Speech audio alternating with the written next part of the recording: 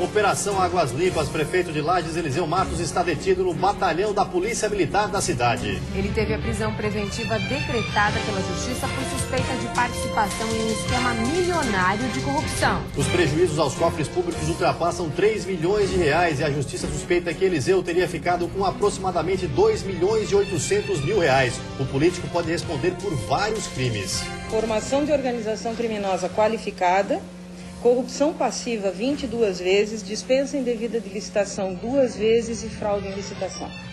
A baixa oferta que preocupa. Indústrias do sul do país precisam 3 vezes mais gás natural do que recebem atualmente. Operação Leite Compensado. O Ministério Público diz que as empresas que industrializavam leite adulterado que vinha do Rio Grande do Sul podem ter sido vítima da quadrilha gaúcha. E ainda no futebol, a expectativa para a última rodada da Série A do Campeonato Brasileiro. Destaque para o jogo entre Figueirense e Internacional em Florianópolis. O Band Cidade desta sexta-feira já está no ar.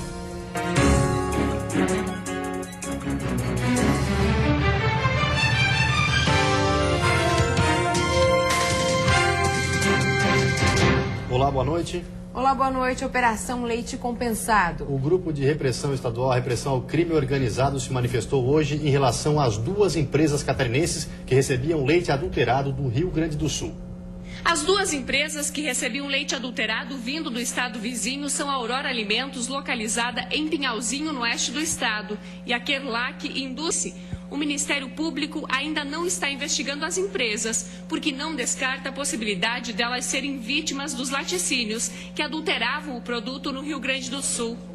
Uma vez que essa quantidade de leite, ela, depois internalizada no laticínio lá do Rio Grande do Sul, ela era misturada a uma quantidade muito maior. E aí, a partir daí, ela poderia se dissolver ainda mais e praticamente nem aparecer no laboratório seguinte na entrada aqui em Santa Catarina. O que a gente percebe é que há a disposição muito clara das empresas daqui em acompanharem isso, né, e receberem essa documentação para juntos avaliarem se há algum produto que tenha sido atingido por essa fraude. De acordo com o Ministério Público, a adulteração iniciava nas propriedades rurais, seguia com as transportadoras e quando chegava até o laticínio, a empresa sabia que estava recebendo um produto adulterado, porque realizava exames laboratoriais. Mesmo assim, revendia o leite adulterado para vários estados do país, inclusive Santa Catarina. Nesta operação, o Ministério da Agricultura, Pecuária e Abastecimento confirmou a adição de água e sal no leite. A adição de sal, ela se fazia necessária para reconstituir a densidade do leite, as características físico-químicas do leite, uma vez que a adição de água gerava uma diluição. Então o sal, ele visava compensar essa formação físico-química do leite, tentando driblar o laboratório. Mas é facilmente constatado, uma fraude que o laboratório flagra isso facilmente. Então, inclusive, é um alerta aos produtores que fazem isso, que o laboratório, quando feito de forma séria, correta, ele flagra muito facilmente essa fraude. As investigações de leite compensado 7 durou 90 dias. Na operação foram presas 17 pessoas que fazem parte do laticínio Cotrel em Erechim, entre elas empresários, produtores rurais e transportadores. Segundo o Ministério Público, em alguns casos, em cada 500 litros de leite, eram adicionados 200 litros de água. A Aurora Alimentos de Chapecó se manifestou através de uma nota e disse que está acompanhando as investigações, já suspendeu a compra do produto e deverá tomar as medidas necessárias após a conclusão das investigações. E por telefone, a direção da Kerlac informou que já suspendeu o recebimento de leite da Cotrel. Amanhã é celebrado o Dia Internacional da Mobilização dos Homens pelo fim da violência contra as mulheres. Hoje, em Itajaí, motoristas receberam orientação e foram convidados a debater sobre o assunto. Uma blitz foi montada no bairro São João. Crianças de escolas municipais e de grupos de dança ajudaram os líderes do movimento a distribuir o material entre os motoristas. Que hoje nós estamos chamando os homens também para essa discussão, né, para essa sensibilização, para fazer com que eles entendam que mulher não é propriedade. Somente em 2014 foram registrados mais de 400 boletins de ocorrência em Itajaí envolvendo violência contra mulheres. Em todo o estado, o número já chega a 11 mil. E é por conta destes dados que os organizadores do evento garantem que ainda há muito o que se fazer. Uma das estratégias é debater o assunto com as crianças desde cedo. Quando você conversa com os motoristas, você diz o que para eles? Que esse é o laço branco, é o símbolo da campanha. A gente fala boa tarde, hoje é o dia contra a violência contra as mulheres, que em Itajaí é hoje e amanhã, que é o dia 6, é no país. Um dos casos de violência que mais repercutiram em Santa Catarina em 2014 foi o da universitária Mara Decker. A jovem de 19 anos foi morta e esquartejada por Leandro Emílio da Silva no mês de maio. O acusado foi preso e condenado a 56 anos de reclusão. E a seguir, mobilidade. Possíveis soluções para melhorar o trânsito na região de Florianópolis foram discutidas na capital. E ainda capacitação para empreendedores, maratona de negócios que está sendo realizada na capital.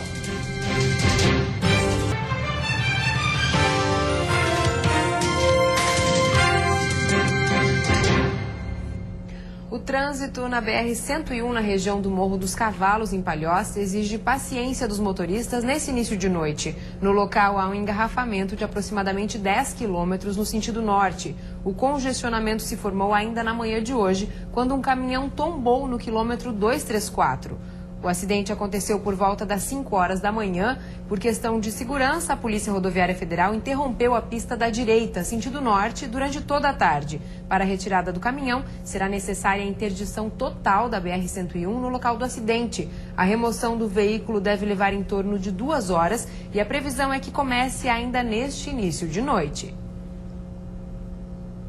E o governador Raimundo Colombo se reuniu com prefeitos da Grande Florianópolis nesta quinta-feira e discutiu ações para melhorar o trânsito na região. O governador e os prefeitos de Biguaçu, Palhoça e São José, que participaram do encontro, utilizaram como base para o debate os dados apresentados em pesquisas do Plano de Mobilidade Urbana Sustentável da Grande Florianópolis, o PLAMOS. Os estudos indicaram, por exemplo, que quase metade das viagens na região são feitas com carros ou motos e que com o transporte público os trajetos levariam o dobro do tempo. Nesta nova etapa, os dados coletados durante o ano servirão para pensar em soluções para os problemas de mobilidade urbana dos 13 municípios da Grande Florianópolis. Com relação aos próximos passos, nós estamos finalizando toda uma simulação para efetivamente poder apurar os resultados dessas propostas que nós estamos fazendo e a partir de então trabalhar na viabilização. Como fazer para viabilizar? Então, por exemplo, transporte troncal através de um BRT ou de um VLT, qual é a melhor forma de se fazer isso? Através da iniciativa privada? Como? Através de uma concessão, através de uma PPP? Como fazer para viabilizar essas iniciativas? Nas próximas semanas deve acontecer uma nova reunião para detalhar ações que podem ser implantadas a curto prazo. Entre as soluções discutidas estão a criação de corredores exclusivos para ônibus em determinadas regiões e a melhoria nos acessos das pontes que ligam ilha e continente na capital. O fim de semana vai ser de sol com poucas nuvens em Santa Catarina. Entre a Grande Florianópolis, Vale do Itajaí e Litoral Norte, a chance de chuva isolada à noite. A temperatura fica mais elevada à tarde. A mínima é de 2 graus na Serra e a máxima de 31 no oeste, sul e litoral norte do estado. No Planalto Norte, mínima de 12 e máxima de 27 graus. Já no Vale do Itajaí e Grande Florianópolis, a máxima chega aos 30 graus. Oportunidade, o Sebrae realizou hoje em Florianópolis a primeira maratona de negócios sociais. 35 empreendedores sociais foram selecionados e vão participar de consultorias, capacitação e orientação de mentores especializados no setor. No último dia, 10 deles irão apresentar a sua ideia de negócio para a banca. 3 serão escolhidos e ganharão prêmios. O objetivo da maratona é capacitar e melhor estruturar os empreendedores sociais para que eles consigam, de fato, ter um negócio com uma viabilidade e com uma perenidade, que ele consiga se manter no mercado, que ele consiga ser estruturado. Esse é o papel do Sebrae. A empresa do Jorge faz portais na web, sempre relacionados a causas sociais, como a adoção, por exemplo. Ele vai participar da maratona do Sebrae e está empolgado. A gente acredita que a maratona vai nos ajudar muito a estruturar a nossa ideia de negócio, né? Hoje a gente tem essa ideia de ajudar outras ONGs, ajudar ações sociais a causarem um impacto maior através da visualização de dados, mas a gente precisa tornar isso viável, tornar isso sustentável a longo prazo. Então a gente acredita que a maratona de negócios sociais do Sebrae vai nos ajudar muito nisso. E depois do intervalo tem futebol, a expectativa para a última rodada da Série A do Campeonato Brasileiro. O Figueirense enfrenta o Internacional e precisa pelo menos de um empate para garantir vaga na Sul-Americana.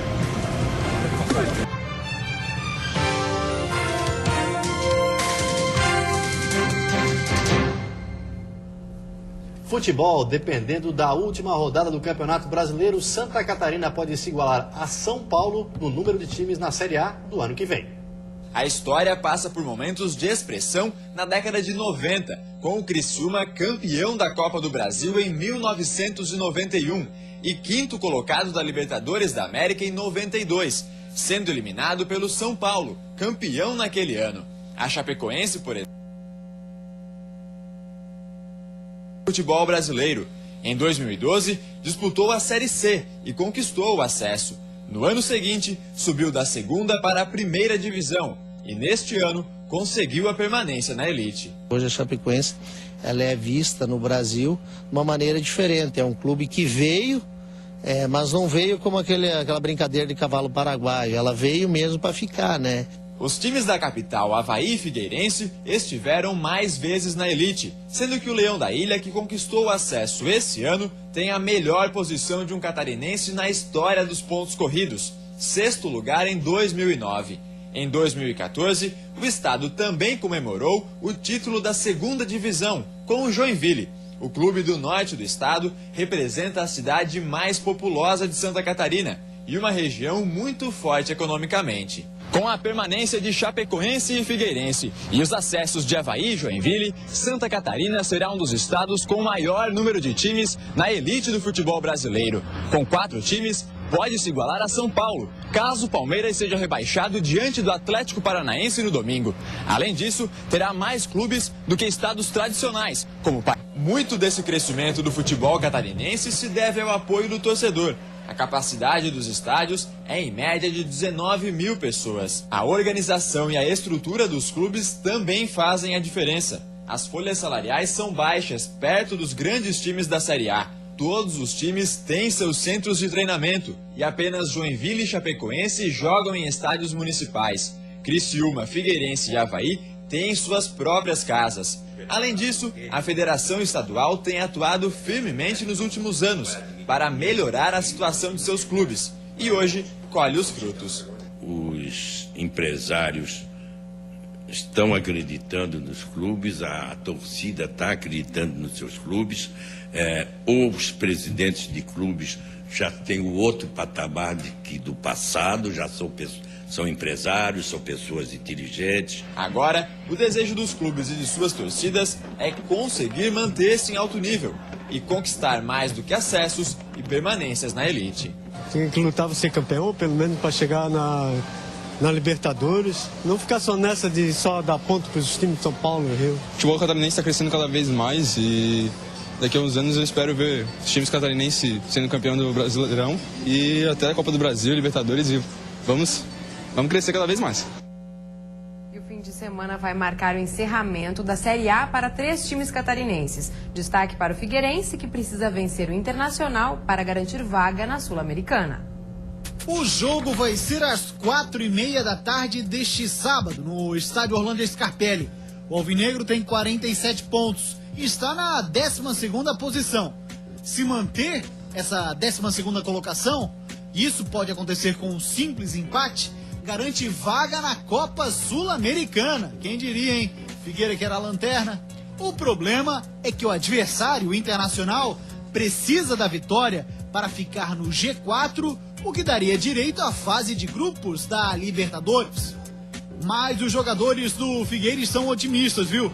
Mesmo sabendo que alguns deles podem deixar o clube, como é o caso do zagueiro Thiago Heleno. Ele tem proposta do Grêmio. A gente vai ser muito importante, até para mim, que pode ser o último jogo, ou também não.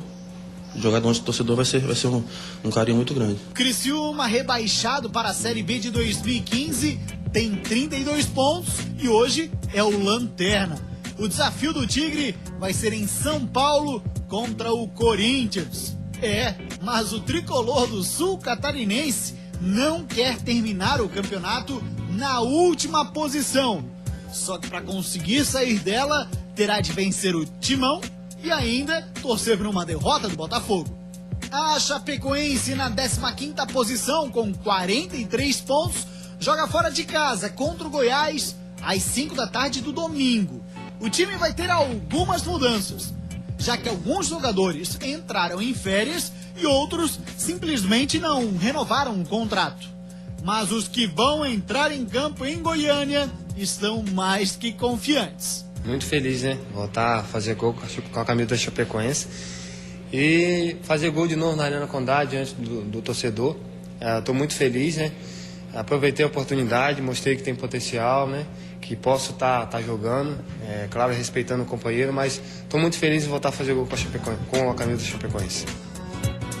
E a seguir, a Operação Águas Limpas, prefeito de Lages, Eliseu Matos, está detido no batalhão da Polícia Militar da cidade. Ele teve a prisão preventiva decretada pela Justiça por suspeita de participação em um esquema milionário de corrupção.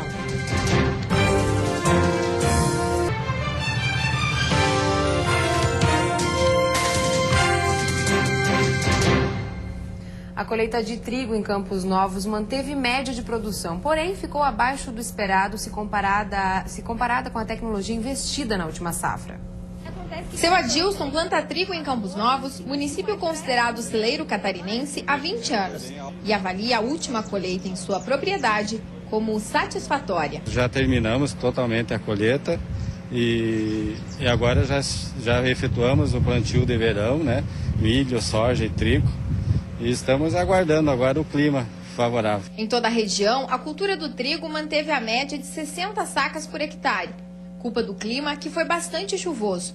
Apesar disso, foi possível cobrir os custos e com a nova safra já plantada, a expectativa se renova. Cidades como Campos Novos contribuem para uma importante marca do estado. Santa Catarina foi reconhecida esta semana como o segundo estado mais competitivo no agronegócio, com destaque para educação rural e infraestrutura. O estado perdeu apenas para São Paulo e registrou ainda a segunda menor taxa de abandono rural. Para este engenheiro agrônomo, o resultado demonstra a importância de investir na atividade. Esperamos mantê-la para a próxima safra e a nossa expectativa é que aumente a produção. Não tivemos uma produção maior em vista de fatores climáticos, excesso de precipitações e até mesmo temperatura um pouco mais elevada do que a média normal. Mas esperamos para a próxima safra manter qualidade e aumentar a produtividade na nossa região. Preocupada com a baixa oferta de gás natural na região, a Federação das Indústrias de Santa Catarina divulgou hoje um estudo com as principais necessidades do setor.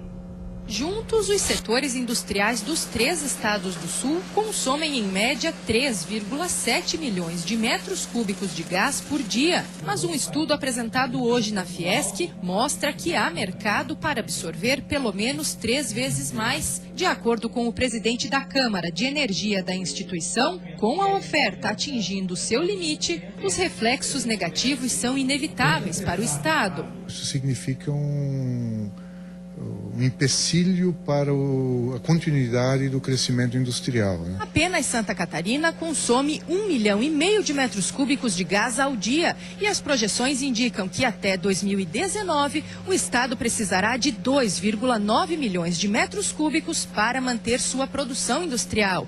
Isso sem contabilizar novos negócios que poderiam surgir e as empresas que utilizam apenas energia elétrica porque não podem contar com outra fonte. 2 alternativas possíveis seriam a ampliação do gasoduto Bolívia-Brasil e o transporte de gás liquefeito via portos do estado. O presidente da SC Gás explica que o momento é positivo para os 3 estados do sul e que a partir de 2017 a oferta tende a aumentar. Nós tínhamos um ofertante só, agora poderemos ter 2, então há uma concorrência, se estabelece essa concorrência e pode migrar o preço. Outra solução é o gás sintético, a partir da transformação do carvão. Nesta semana, o governo do estado negociou em missão internacional em Nova York a implantação de uma unidade da multinacional Transgás em Içara, no sul do estado. Mas o modelo ainda está em discussão. E o prefeito de Lages, Eliseu Matos, já está detido no batalhão da Polícia Militar da cidade. O prefeito chegou ao batalhão da Polícia Militar em Lages por volta de 1h da tarde, escoltado pelo Grupo de Atuação Especial de Repressão ao Crime Organizado, o GAECO. Ele estava em Florianópolis, onde se entregou nesta manhã no Tribunal de Justiça, depois que teve a prisão preventiva decretada na quinta-feira. O prefeito Eliseu Matos foi afastado do cargo e deve ficar detido aqui no 6º Batalhão da Polícia Militar por até 6 meses. Ele está sendo investigado por formação de quadrilha, corrupção passiva por 22 vezes, dispensa de licitação por 2 vezes e fraude em licitação. A denúncia faz parte da operação batizada de Águas Limpas de Lages. Em coletiva à imprensa nesta tarde, a subprocuradora-geral de Justiça falou sobre o caso. Segundo as investigações, eram feitos pagamentos mensais de propina. Mais de 3 milhões de reais foram desviados. Mas em relação aos principais envolvidos, né, nessa situação, nesse esquema criminoso, o pagamento ocorria de forma mensal. O montante maior era para o prefeito? Pelo que foi apurado na investigação, sim, a maior parte desses pagamentos era destinado ao prefeito Eliseu. Hoje pela manhã, o GAECO cumpriu diligências na Prefeitura de Lages e na Semasa para comunicar os afastamentos. No total foram 6. Entre eles estão, além do prefeito Eliseu Matos, o diretor da Semasa, Jaisso Luiz Mendes Ouriques, e o procurador do município, Fabrício Reicher. No total, 10 pessoas foram denunciadas. Então agora nós temos a deflagração do prazo para oferecimento das defesas preliminares e a partir daí a manifestação do Tribunal de Justiça a respeito do recebimento ou não da denúncia que foi oferecida e uma vez sendo recebida, o prosseguimento normal da instrução com produção plena de provas, mediante contraditório, ampla defesa, ouvida de testemunhas, etc., até julgamento final pelo Tribunal de Justiça. Com o afastamento do prefeito Eliseu Matos, quem assume a prefeitura pelos próximos 6 meses é o vice-prefeito Tony Duarte. Eu não tive nenhum contato com o prefeito Eliseu Matos, eu tive contato com os secretários e pedi a cada secretário o empenho, a dedicação ainda maior, porque aconteceu com administradores públicos, mas não pode acontecer com a cidade. Nosso trabalho, nosso esforço vai ser em torno de melhorar a cidade. O caso veio à tona depois que o motorista do prefeito Eliseu Matos foi preso em flagrante, recebendo R$165 mil de 2 empresários da empresa Viaplan, também investigada na Operação Águas Limpas de Lages. Segundo o GAECO, o dinheiro era pagamento de propina. O secretário da Semasa, Wilson Rodrigues, também foi detido. Ele e o motorista Antônio Carlos Simas, o Toninho, ainda continuam presos. Já os 2 empresários, Arnaldo e Julian Scherer, foram soltos no último dia 24. O prefeito afastado Eliseu Matos, do PMDB, já foi secretário da SDR em 2003. Em 2007, assumiu uma cadeira na Assembleia Legislativa como suplente e em 2010 foi eleito deputado estadual. Na Prefeitura de Lages, ele atuava desde 2013. Um ótimo final de semana e até segunda-feira. Até segunda.